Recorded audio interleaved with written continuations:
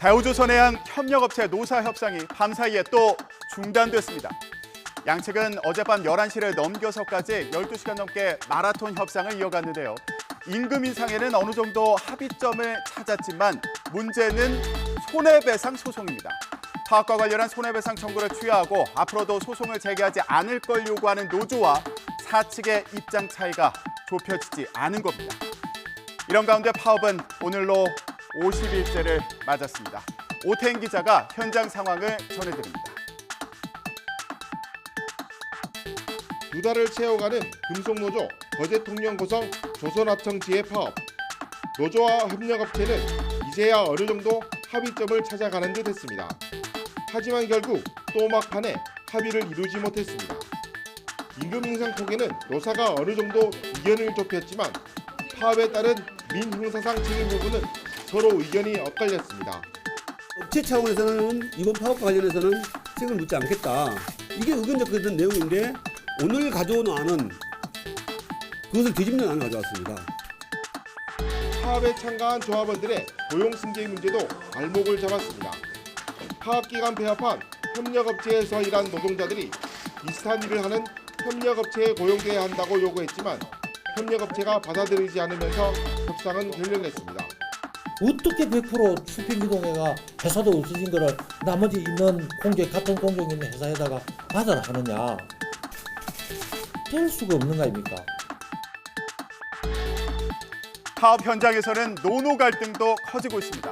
어제 오후 민주노총 금속노조는 경남 거제 대우조선해양 앞에서 5천여 명 참석한 가운데 파업을 지지하는 집회를 열었고요.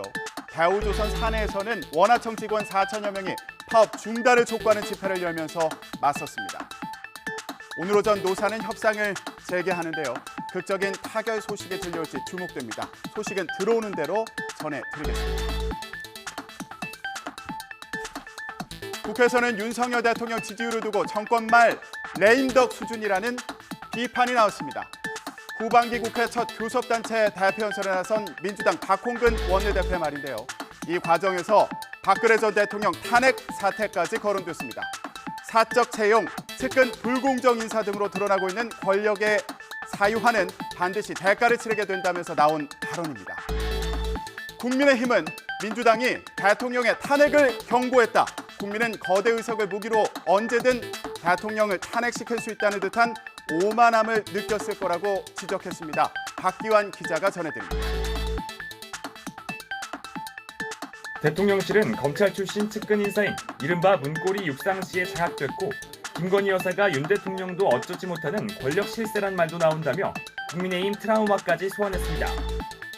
대통령 가족과 친인척, 측근 비리는 정권뿐 아니라 나라의 불행까지 초래합니다. 박근혜 정부 시절 청와대의 공적 시스템을 무력화시킨 비선 실세 최순실의 국정농단은 헌정사상 초유의 대통령 탄핵으로 이어졌습니다.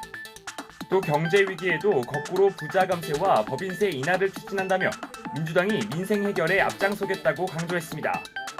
윤석열 정부가 뒤늦게 처방을 내놓았지만 방향이 완전히 거꾸로 가고 있습니다. 소수 재벌 대기업 등의 혜택이 집중되는 법인세 감세 등으로 국가 재정이 축소되는 일은 반드시 막아내겠습니다. 반면 국민의힘은 현재의 민생 경제 위기는 문재인 정부 실패에서 비롯됐다며 전적인 책임을 야권에 돌렸습니다. 문재인 정부 경제정책 실패에 대한 진솔한 인정과 사과가 먼저라는 겁니다. 반성하지 아니하고 두 달밖에 안 된 윤석열 정부의 잘못으로 경제 민생 위기가 왔다고 지적하는 것은 그야말로 내로남불식 태도다. 박근혜 전 대통령 탄핵 사태를 언급한 건 역시 협치 의지가 없는 것이라고 반발하면서 법인세 인하를 비롯한 경제정책 기조를 흔들림 없이 추진하겠다는 의지도 강조했습니다. 민주당이 야당일 때마다 단골로 내뱉는 철진한 저는 부자 감세론이다 이렇게 주장하고 있습니다. 투자와 고용을 확대시키고 그리고 또 외국인 투자도 좀 더 촉진시키기 위해서 법인세 인하를 글로벌 스탠다드에 맞게. 오늘은 국민의힘 권성동 당대표 직무대행이 연설에 나서는데요. 내일까지 원구성 협상을 마무리하기로 한 상황인데 여야 사이 긴장감이 팽팽합니다. 여야는 탈북어민 북송 사건을 두고도 다시 한번 맞붙었습니다. 국민의힘에서는 추가 의혹이 나왔는데요. 강제 북송된 어민들이 동료 16명을 살해한 흉악범이 아니라 북한 주민들의 탈북을 돕던 브로커였다는 의혹입니다. 현지 사정을 잘 안다는 살터민들의 증언을 제시한 건데요. 민주당은 어이가 없다, 객관적인 사실과 관계없이 북풍몰이를 한다면서 반발했습니다. 김태민 기자가 전해드립니다.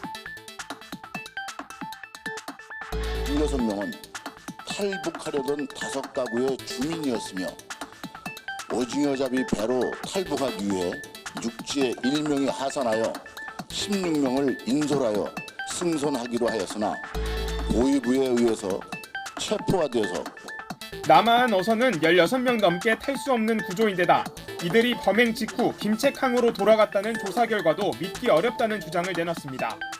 당했던 유네스는 타지도 못하고 그리고 뭐 도착해서도 뭐 16명도 살해한 그 배가 그 항이 입항할 수가 없어요. 도착하면 그 다 출항할 때그 이러니까 배 민부가 배가 있기 때문에 그 다 대수하기 때문에. 문재인 정부가 북한 당국의 거짓말만 믿고 탈북 브로커를 되돌려보냈다는 얘긴데 민주당은 어이가 없다고 일축했습니다. 여당이 객관적 사실을 제쳐두고 북풍몰이를 하려 한다며 이성을 찾고 이야기하라고 꼬집었습니다. 공포에 질려서 어떻게 공교롭게 2명이 분리신문에서도 정확하게 16명을 맞췄다는 게 그게 과연 말이 되는 소리입니까? 좀 이성을 갖고 얘기했으면 좋겠어요. 객관적 사실조차 부인하면서 북풍몰이를 한다는 게 말이 됩니까? 일부 야당 의원들은 강제 북송에 대한 입장을 바꾼 통일부를 직접 찾아 강하게 질타하기도 했습니다. 정부가 그 결정을 바꾼다면 그에 합당한 근거가 있어야 되는데 최근에 일련의 입장 동북은 어떠한 근거도 찾을 수 없습니다. 오로지 정권이 바뀌었으니 판단을 바꾼다, 입장을 바꾼다라는 겁니다. 어처구니가 리가 없다고 생각하고요. 문재인 정부가 20대 대선 전날인 지난 3월 8일 서해 북방한계선을 넘어온 북한 선박을 합동신문 없이 하루 만에 돌려보냈다는 의혹에 대해서도 설전이 오갔습니다. 충분한 조사 없이 월선한 군인들을 돌려보낸 건 아닌지 의심된다는 국민의힘 지적에 민주당은 이명박 박근혜 정부에서 돌려보낸 숫자가 몇십 명이라고 되받아쳤습니다. 북송 어민 사건을 둘러싼 진실 공방이 갈수록 치열해지는데요. 앞으로 검찰 수사를 두고도 여야 사이 갈등이 첨예하겠죠. 자, 이런 가운데 윤석열 대통령은 민생 행보에 집중하는 모습인데요. 요즘 금리 인상으로 힘든 무주택 서민들을 위해서 버팀목 전세자금 대출 금리를 연말까지 동결하는 등의 대책을 내놨고요. 깡통 전세를 관리하고 전세 사기도 엄하게 처벌하겠다고 강조했습니다. 또 시행 2년을 맞는 임대차 3법에 대해서는 개정을 위한 사회적 논의가 필요하다고 밝혔습니다. 박소정 기자가 전해드립니다. 경기도 성남시에 있는 영구 임대주택 단지 내 복지관. 윤석열 대통령은 이곳에서 세 번째 비상경제 민생회의를 주재했습니다. 먼저 가파른 금리 상승으로 무주택 서민의 주거비 부담이 커지고 있다면서 이를 해소하기 위한 대책을 내놨습니다. 버팀목 전세자금의 대출금리 연말까지 동결, 청년과 신혼부부 전세대출 한도 확대, 공공임대주택 임대료 1년 동결 등입니다. 공공임대주택의 임대료를 일단 1년간 동결하고 주거급여 대상을 중위소득 50%까지 확대해서 전세 사기 같은 범주를 일벌백계 하겠다는 원칙도 밝혔습니다. 이른바 깡통 전세가 우려되는 지역을 선별해 관리하고 사기 피해자들을 위한 긴급자금 대출도 새로 만들기로 했습니다.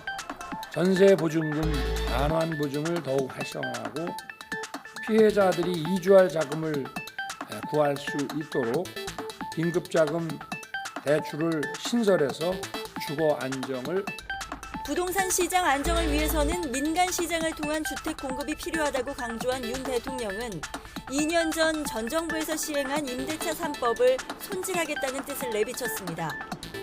임대차법 개정에 대한 사회적 논의가 필요한 시점입니다. 국회를 중심으로 공론화되기를 기대하며 정부도 이 논의에 적극 참여하겠습니다.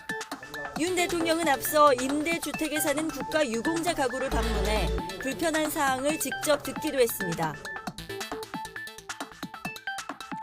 이런 가운데 국민의힘 권성동 당대표 직무대행은 최근 대통령실 사적 채용 논란과 관련한 자신의 발언을 사과했습니다. 청년들에게 상처를 줬다면 사과드린다고 말했는데요. 그러면서도 결정직 채용은 일반 공무원과는 다르다면서 사적 채용이란 말은 반박했습니다.